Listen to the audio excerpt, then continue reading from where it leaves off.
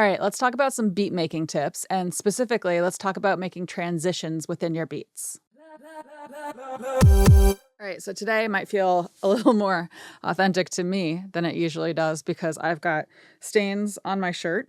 I haven't done my hair at all. I mean, I think I brushed it. But I just kind of have it in a claw clip that I threw on the side of my head. It's not even centered. So anyway, I'm tired. There are a few other things. It feels a little rough around the edges for me right now, but that is, I guess, just me living my life as an audio engineer. So, hi, welcome to the channel if you're new. We're going to talk about some beat making tips. So this song, it's called Vintage Lipstick. It's by Clance and Imes. If you're not familiar, that's my duo project. It's myself and then Evan Diamond.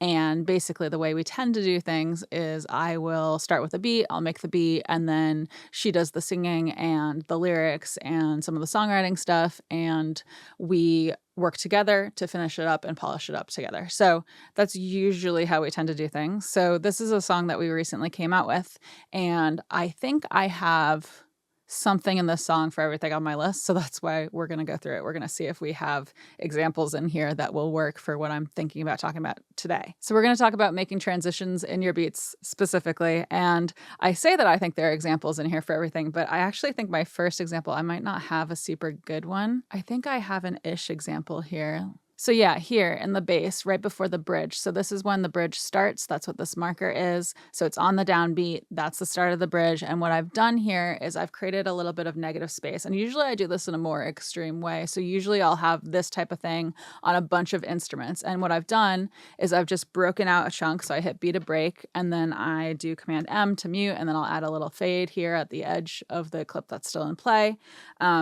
I'm just going to hit undo here to undo that.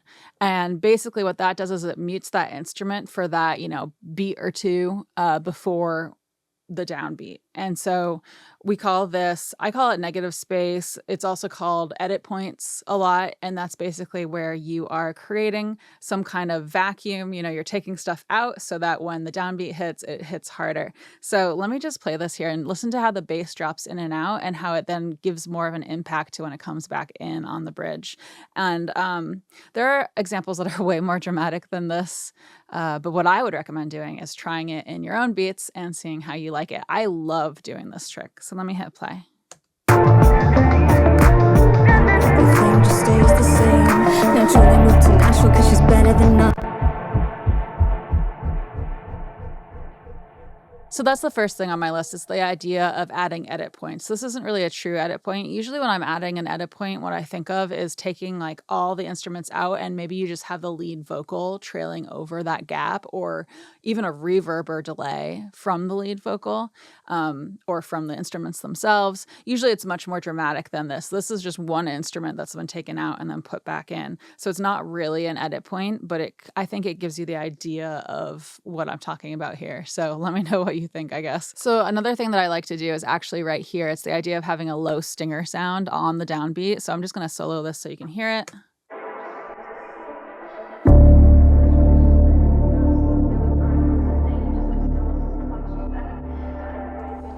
And so for this one, I did some messing with the panning here. So it starts out kind of centered more, then goes wow out to the edges. But I love having a low stinger on the downbeat, because if you feel this when it comes in on that downbeat. Everything just stays the same. Naturally moved to Nashville because she's better than us. In Carolina, that's her name, just like Cymbals' touch, Beth. It just adds to the impact. Sorry, that delay is just going. That's another thing that I've done in this one specifically. Let me find it. I have a kick sound, and then I have a kick punctuate, and that's a kick with Valhalla Supermassive doing some like reverb delay stuff. So it's actually just it's like a delay on a kick. So that's not really a transition. That's just me getting distracted, to be honest. But the idea of adding a low stinger in the downbeat, I really enjoy doing. I think I do it on like everything that I work on. I'll add some kind of low stinger sound, low frequency, one shot type of effect. And another one that I like to do that's kind of related is, what do I have here? Oh yeah, okay. That's more of a percussion song.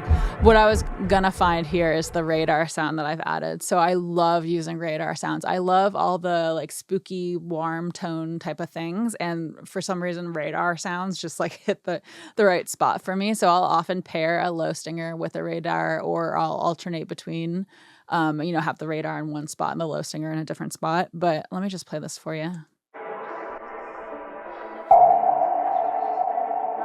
I love it. And I think I added a bunch of effects to it later down in the chain here, but yeah, I love doing that kind of thing. So adding some kind of low frequency effect or some kind of stinger sound to the downbeat, at the end of the transition, I feel like that really helps things too. So the other thing that I wanted to show you was on the flute, which is, I think it's these blue tracks here. And it's the idea of doing a reverb or delay throw. So I like doing this a lot on usually vocals. I do this a ton on vocals, but for some reason, I think my best example in here is probably the flute. So what I have here is I have these flute tracks. They're right here. I have a couple flute tracks. I think I had a couple mics on them is what it is. It's like the same take, but it's different mics. And then right here are the aux tracks for that flute, and I've automated stuff so it has a delay throw. So you have a normal amount of reverb and, is it just reverb? Yeah. Vintage verb. What do I have in here? Tape emulation. These are tape emulation plugins, reverb, compressor, EQ. Yeah, so I think what I've done here is I've just done a reverb throw. So what I've done is I've automated parameters on the Valhalla vintage verb so that the decay time and the mix value go up at that transition. And I'll just play it so you can hear it. So listen to the flute and listen to how it gets thrown here. When feeling good doesn't hit the same.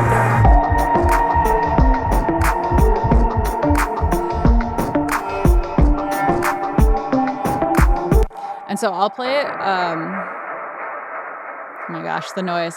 So I'll play it without this reverb in play so you can hear what it would be without that reverb throw. When feeling good doesn't hit the same. Hear how the stutter effect is much more dramatic and then it doesn't continue past this point, right? So when we add that reverb back in, it's so much fun. Good doesn't hit the same. So the flute actually, the actual audio from the flute ends right here and it just continues because I have such a long reverb on here. What do I have? 18.02 second long decay time on that. Actually, am I in the right spot here? It goes up. Yeah. So it gets at the peak. Oops. At the peak point, it's about, let me switch into slip so I can get the peak point here. 26.37 seconds long decay about. Yeah. 26.32. So anyway, I just automated it up to make it much longer. And, just experiment with it. And what I like to do is I like to take that decay value and the mix value usually, and that's what I tend to throw. I tend to adjust as the transition occurs, right? But you can also mess with the loudness of the effect itself, especially it's really easy to do if you have it on its own aux track. So I would just do that, play with that, see how you like it. I think it's a great way to transition from one section into another. And again, I love doing it on things like vocals a lot. And I'll do it with delays a lot. I think with delays, I tend to do more of a volume shift a little bit more often. And I'll also have like sends that occur and they will only occur for like a single word. And then it'll do that delay value, which is not unusual at all. It's not something that I invented, but yeah, reverb and delay throws. They're a lot of fun on transitions. I'm just going to switch back into grid mode here. And you know what? I think I also have this on the lead vocals leading into, let's see. Well, this is probably a delay throw here, the yak delay. So I have it on, this is not lead vocals, but we can play this so you can hear that delay. Do anything you can to feel. So there's that delay. So again. Do anything you can to feel. And so that just kind of exists temporarily as an effect.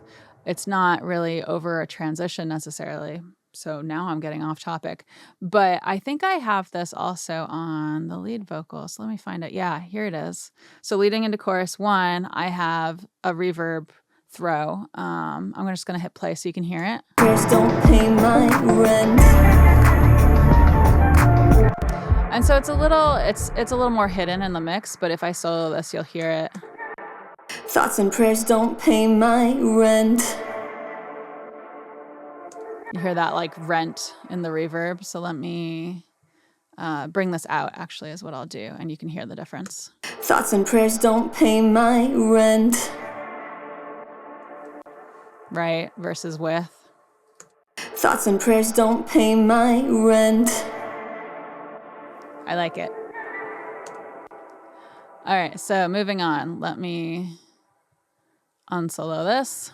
So another thing that I like to do a lot for transitions, this is just a plugin. So this is actually, it's a technique, but I'm just using a single plugin to do it. And I'm using a plugin that just has one knob to do it. So it's very, very easy. If you want, you can sculpt your own combo of filters and reverbs and delays and get your own thing going that has the same type of effect as this. But it's basically doing what I think of as like the EDM rise, where it filters the sound and it has reverbs and delays and it makes it sound like it's rising in pitch. And so here's the automation for the plugin. I'll open up the plugin. I've shown this on the channel before. So it's called Endless Smile, the actual plugin, which I'll show you here. This is the actual plugin. This is a VST though. So this by default would not run in Pro Tools. So that's why I have to use this Patchwork plugin to run the VST, because Pro Tools needs AAX. So if you are trying to use this plugin, just know that you do need a VST wrapper. You need some kind of a plugin to open it up within Pro Tools.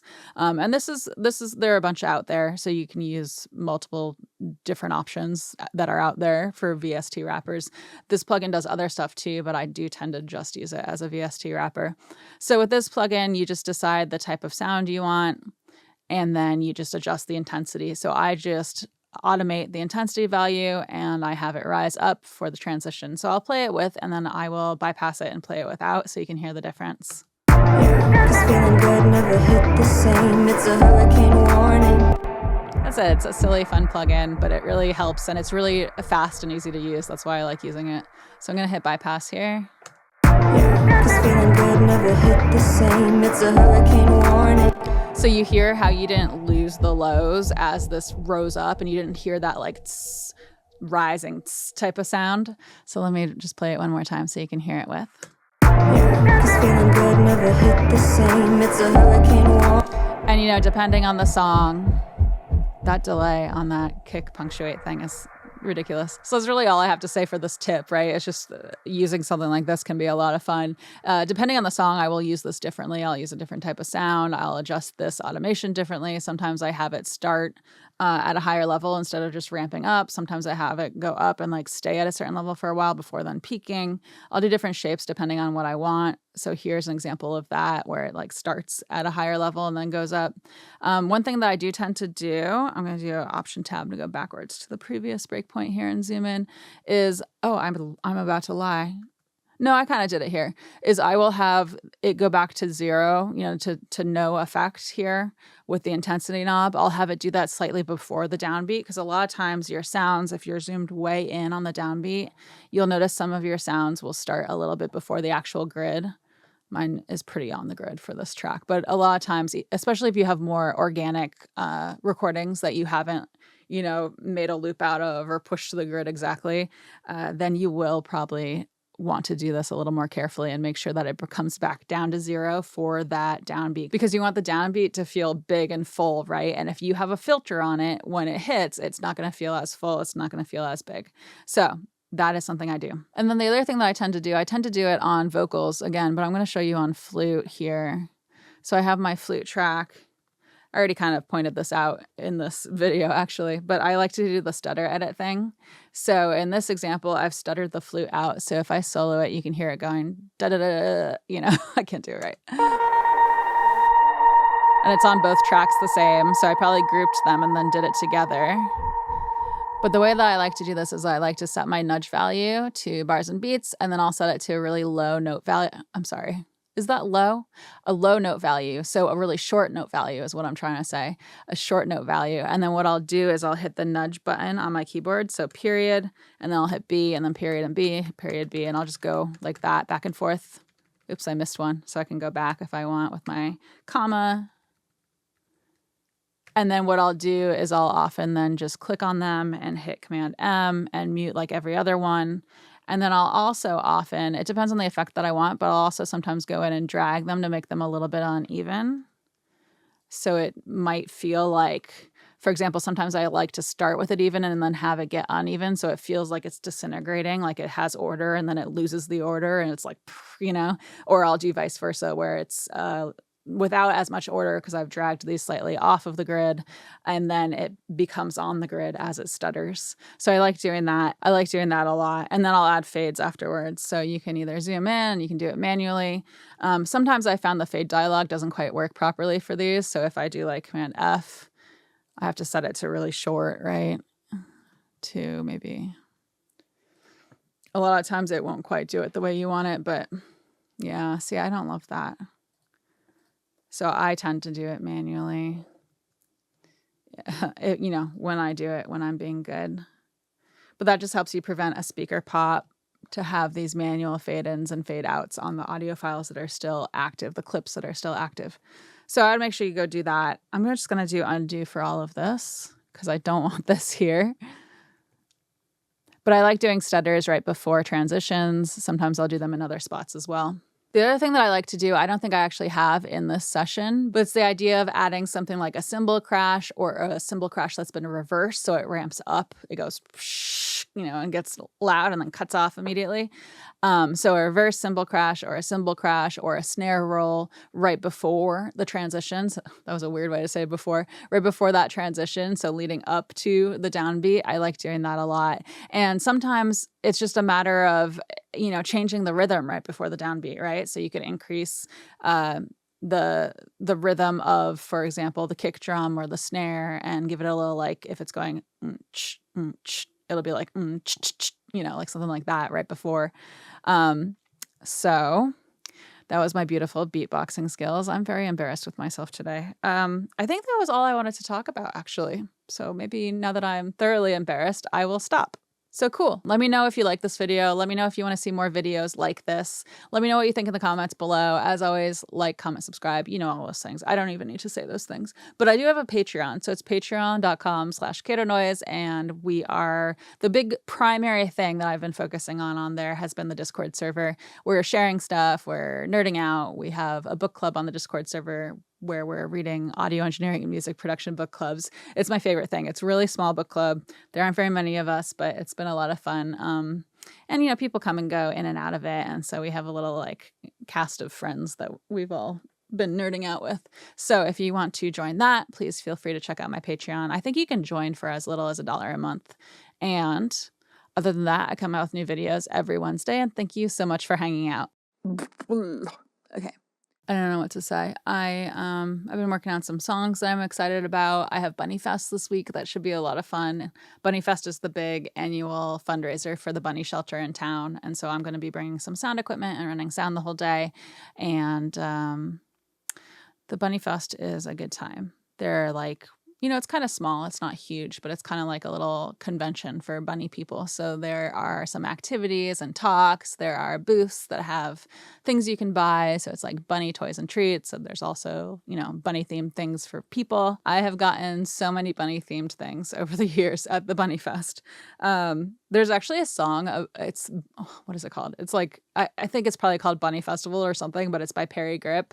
I'll put a link to it in the description, I guess, if I think of it, if I can find it.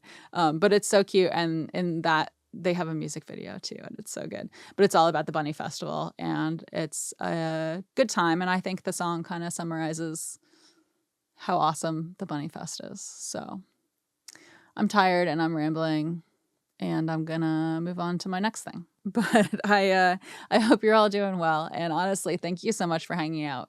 I really appreciate it. I don't know how else to say it. Okay, thanks. Bye.